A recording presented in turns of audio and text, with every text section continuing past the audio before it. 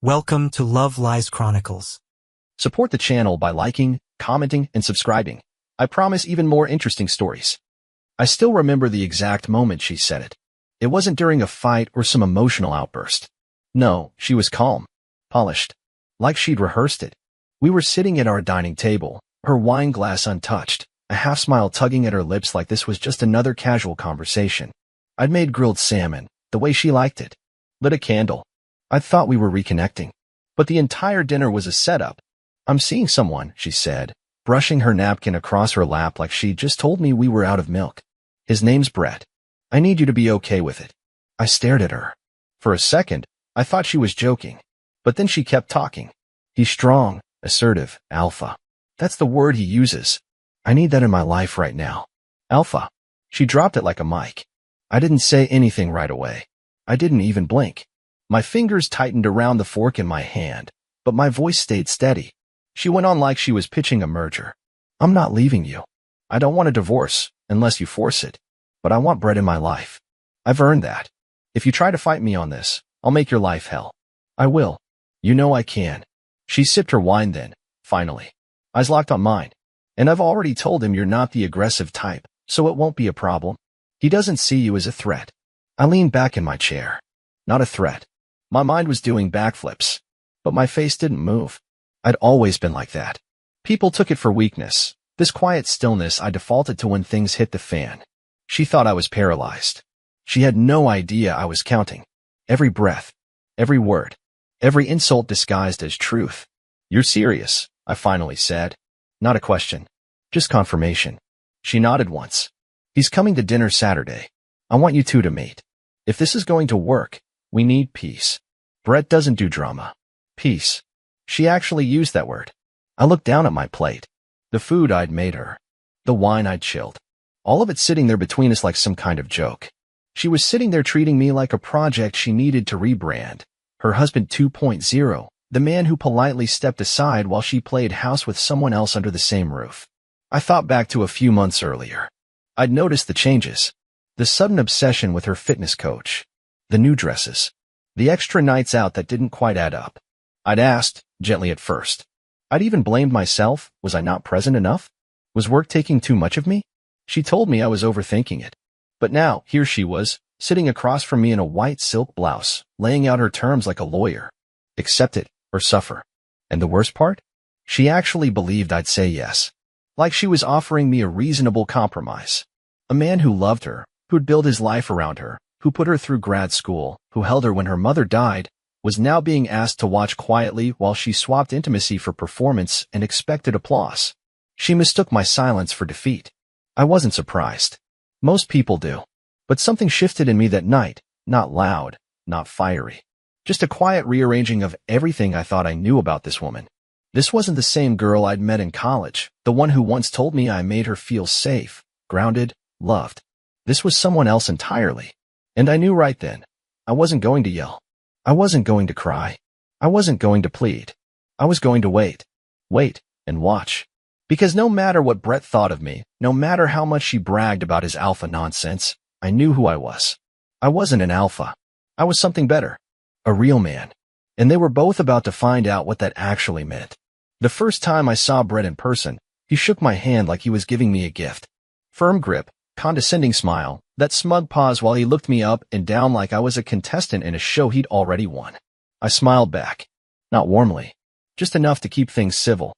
He was exactly what I expected. Squared jaw, gym body, sleeves rolled up to show the arms, beard trimmed to perfect Instagram dad precision. The kind of guy who leaves his sunglasses on indoors until someone asks him to take them off. "Good to finally meet you," he said, like we'd been circling each other for weeks and the crowd had finally cleared. "She says you're a stand-up guy.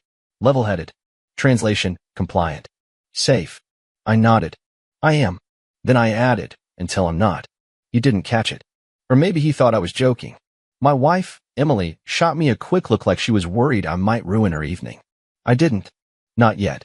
Dinner was absurd. Brett did most of the talking. About his business, something vague involving performance consulting and mail optimization. He dropped words like dominance, hierarchy, and energy levels like they were commandments. Emily watched him like he was Moses. Occasionally, she'd glance at me, almost performatively, as if to remind me that I was still part of the team. I wasn't. I was there to learn. I believe in polarity, Brett said over dessert. A relationship needs masculine and feminine energy in their purest forms. When a man suppresses his dominance, a woman loses attraction. Emily nodded along, biting her lip like he was quoting poetry. I watched her fingers brushes under the table, and I said nothing, because I wanted them comfortable. I wanted them careless.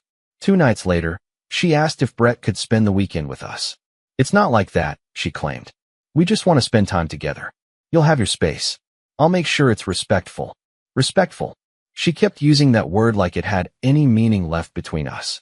I said sure. She blinked. Really? Absolutely. Let them believe I was broken. Let them think I'd given up. I moved my things to the guest room that night. She didn't even question it. Her victory felt that complete. On Saturday, Brett arrived with a duffel bag and a bottle of whiskey. Figured we could bond a little, he said, handing it to me. Man to man. We sat on the back deck. The sun was going down. Emily was inside making snacks like this was some kind of twisted couple's retreat. You're handling this better than most, he said, leaning back. I've seen other men lose their minds. Get physical. Not you, though. I don't get physical, I said quietly. I get precise. He laughed, like I was quoting a movie. Then he took a swig from the bottle. I watched him drink it. Thought about how confident he looked. How sure of himself. And then I asked, You always do this? He tilted his head. Do what? Insert yourself into someone else's marriage. Pretend it's some kind of spiritual alignment. He grinned. If she wasn't happy, that's not on me, man. I just offer what's missing. I nodded slowly. You really think she was missing you? She told me she needed something stronger. Someone who knows how to lead. I let that sit between us. Then I said, You know, I used to think strength was measured by how loud a man was. How much he could lift. But it's not. He raised a brow. No, I said. Real strength's knowing how to wait. How to hold every piece of the puzzle while they think you don't even know what game they're playing. He stared at me for a beat, unsure if I was threatening him. I smiled. Just enough. Emily came out a few minutes later, laughing about something on her phone. She leaned down, kissed Brett on the cheek, right in front of me, and whispered something into his ear. He glanced at me, then took her hand and followed her back inside. The screen door clicked shut. I sat alone, still smiling, because every minute they spent under my roof, every boundary they crossed, every smug glance they exchanged, it was all going into the file I was building, the story I was documenting, the case I would present when the time was right. And when it came, there wouldn't be a warning, no slammed doors, no raised voices, just a quiet, surgical removal of both of them. The next morning, I made coffee like I always did. 1 mug for me, 1 for her. I brought it to her in the bedroom. She was in bed with Brett. They didn't even flinch. He smirked. She didn't look guilty, just mildly amused, like she was testing the limits of what I'd tolerate. Thanks, she said casually, taking the cup. You've been handling this really well. I nodded. Glad to hear that. Then I turned and walked away. She thought I was weak. Or numb.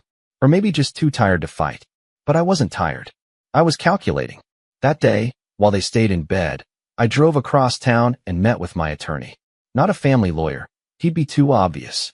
I went to an estate planner who specialized in asset protection and prenup reversals. I needed options. Quiet ones. We spent 2 hours mapping out potential strategies. I learned about hidden escrow clauses I didn't know we had. I learned about the small business bank account I'd opened under my name a decade ago. Money I'd long forgotten, sitting untouched. The kind of forgotten money that wouldn't be included in divorce disclosures if moved properly. I moved it. That night, Emily didn't come to bed. She stayed with him again. She thought I was sleeping in the guest room because I was hurt. I wasn't. I was documenting. I had installed a silent recording app on a phone I planted under the couch cushions. I had set up a motion-triggered camera disguised inside an old clock on the bookshelf. Every kiss, every degrading whisper, every little moment where she let him call our house his space. Now, it was all captured. I wasn't going to use it in court. Most of it wasn't admissible. But it didn't need to be. Because in this story, I wasn't after courtroom sympathy. I was after reputation. Hers. His. And once the final blow came, it wasn't the law that would judge them. It would be everyone they'd ever smiled at. Every mutual friend who thought we had a strong marriage. Every coworker who knew Emily as the organized one. Every family member she hadn't told yet. I spent the week in silence. I cooked. I smiled. I handed Brett a beer one afternoon while he watched TV in my chair. He raised it to me like we were best friends. "You're a rare kind of man," he said. "I know," I replied. "Rare's an understatement." He had no idea I'd already sent anonymous tips to his employer's ethics committee. A few screenshots of text messages, a few images, a short, cold summary. This is a manager sleeping with a married woman he helps supervise during off-site retreats. There are photos. I won't be identified. I didn't need a name. Just the truth. By the end of the week, Brett received a call from HR. He told Emily it was nonsense, a jealous ex of a colleague trying to stir trouble. She believed him. She always did love men who lied with confidence. That Friday, they planned a weekend away, her treat. She told me they needed space to explore the relationship in a deeper way. I nodded. "Take your time." What she didn't know was that I'd already signed the power of attorney transfer to myself. She hadn't changed her filing cabinet passwords in 2 years. I retrieved every document she'd tried to keep from me. Joint account statements, auto-pay schedules, and something far more valuable, a forgotten, open credit card in her name only, tied to a shared address. I canceled every automatic payment tied to my income. The mortgage would bounce next month. The card debt would spike. And the financial wreckage that followed? All hers. When they left for their romantic getaway, I changed the locks. Her key wouldn't work when she returned.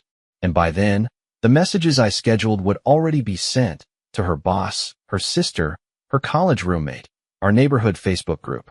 Nothing dramatic. Just a clean, quiet email. "I'm writing to inform you that Emily has chosen to openly pursue an affair with a man she's now bringing into our shared home. I will no longer be participating in this farce of a marriage. Thank you for your discretion." Some people would gossip. Others would screenshot. But all of them would know. And that was the goal. Because when people like her build their lives on appearances, the worst punishment isn't losing love. It's losing the narrative. They came back Sunday evening. I was already gone. Well, not entirely. I wasn't at the house, but everything I owned that mattered was. My tools, my safe, my backup drives. Gone. My wardrobe. Half empty. The coffee grinder I used every morning. Missing. Her favorite cast iron skillet. Still hanging. I didn't touch any of her things. Only what was mine. Her key didn't work, of course. She tried it 3 times. I watched the ring cam footage later. How she jiggled the knob, confused at first. Then irritated. Then embarrassed. She knocked. No answer. She knocked harder. Still nothing. Eventually, she called me. I let it ring. Then she texted. "Why won't the key work? Did you change the locks?" Followed by, "This is so childish. Let us in." Us. That was the part she still didn't get. There was no us anymore. I didn't respond. Instead, I let the message I'd scheduled hit her inbox an hour later, along with the hard copy taped neatly to the front door. "Emily, you made it clear where your loyalties lie. You said Brett was the alpha, that you needed strength, dominance, a leader. I've always respected your right to choose. So I made one of my own. This house is no longer your safe place. It's no longer our shared dream. It's mine. You'll find your name removed from all joint accounts, utilities, and services by the end of the month. My lawyer will be in touch by Wednesday. Expect a formal separation notice and proposed division of assets. Ones I've already insured are skewed precisely in my favor. You left the door wide open. I simply walked through it. Good luck in your future leadership structure. The non-alpha, who paid for everything you now no longer have access to." I watched the camera footage as she read it. Her lips moved through the words. She didn't even finish before crumpling it up and yelling something at Brett. He didn't comfort her. In fact, he started walking back to his car. She followed him, angry, grabbing at his sleeve. He yanked his arm away. No kiss. No hug. Not even a promise to text. He just got in and drove off. Like this wasn't his mess. Like he never intended to clean it up. That night, I slept in a hotel 2 towns over. Peacefully. No notifications. No rage texts. No passive-aggressive silences. I woke up the next morning to a flurry of missed calls. From her sister, her boss, 2 mutual friends. A few texts said things like, "I don't want to get involved. She's spiraling. I just thought you should know. She told us you were fine with it." Of course she did. She needed to believe she was still in control. But control isn't shouting the loudest or moving the fastest. It's knowing exactly where every piece on the board sits, even when the other players think you're not playing at all. I went back home 2 days later. Alone. The locks had been rekeyed. Her stuff was in boxes, waiting for the courier I'd already arranged to deliver them to her sister's place. She had called that morning, leaving a voice message I've listened to only once. Tears. Desperation. Confusion. Please, you don't have to do this. I made a mistake. I just wanted to feel something again. I thought you didn't care anymore. But I had cared. That was the problem. I cared through the humiliation, through the gaslighting, through her bringing another man into my home. And caring, I realized, had nearly cost me everything. Not anymore. Because I wasn't the one who needed to prove I was a real man. I already was. The kind who doesn't chase. The kind who doesn't beg. The kind who doesn't leave chaos in his wake, but knows how to survive it. And when it was over, when the last box was gone, when her name was off the mailbox, when her lawyer emailed mine asking to negotiate more reasonably, I sat in my chair, poured a glass of scotch, and smiled. Not because I'd won, but because I hadn't let them turn me into something I wasn't. Weeks passed. The legal side moved quickly, mostly because she didn't fight back. Not really. Her lawyer blustered a little at first, threatening to go public with the emotional abuse she endured. I smiled when mine responded with a drive full of recordings, screenshots, and a financial trail that made her whole narrative disintegrate. She signed the separation papers without a word. She never even tried to come back for the furniture. Her name was scrubbed off the deed. Her access to our joint accounts closed before she could run up a sympathy tab. She left the relationship with exactly what she brought in, and even that felt generous. The man she had chosen? Brett? He got fired a week after the HR investigation began. Apparently, personal entanglements with clients violated more than just policy. It disrupted partnerships with several big accounts. No formal charges, but the Whisper network did its job. I didn't even need to follow up. A friend of mine in his industry called me 2 weeks later. Did you hear about Brett? Man burned every bridge on his way out. Couldn't even land freelance work. I just said, yeah, tough world. Emily sent me one more message after everything was finalized. You win. I hope you're proud of yourself. I didn't reply. Because I hadn't won. I'd simply removed myself from something beneath me. That wasn't pride. That was peace. Now, I live differently. Not louder, not flashier, just cleaner. My house is quiet. My days are mine. I've reconnected with people I distanced myself from while trying to keep our facade alive. Some friends told me they never believed she'd do what she did.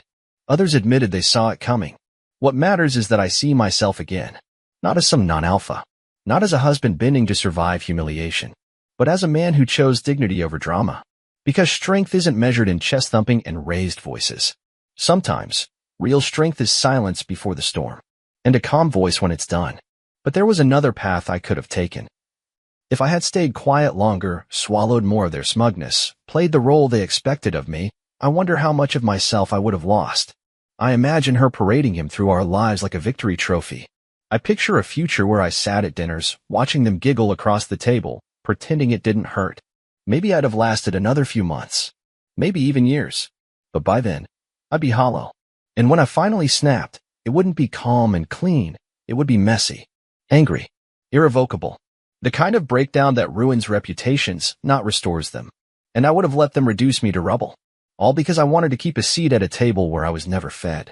I've also imagined the opposite. A version where I forgave her. Where I believed her when she cried on the porch and said, it was just a phase, a mistake. I didn't mean to ruin us. In that version, I let her stay. I let Brett disappear quietly while we swept everything under the rug. She promises to rebuild, to go to therapy, to be honest this time. And maybe she tries for a while. But eventually, the resentment creeps back in. The comparisons. The power games. And this time, I have no fight left. Because the one thing worse than being cheated on is staying with someone who only respects you when they fear losing you. And by then, the fear would be gone. Because I showed her she could destroy me and still be loved. And I'd never recover from that.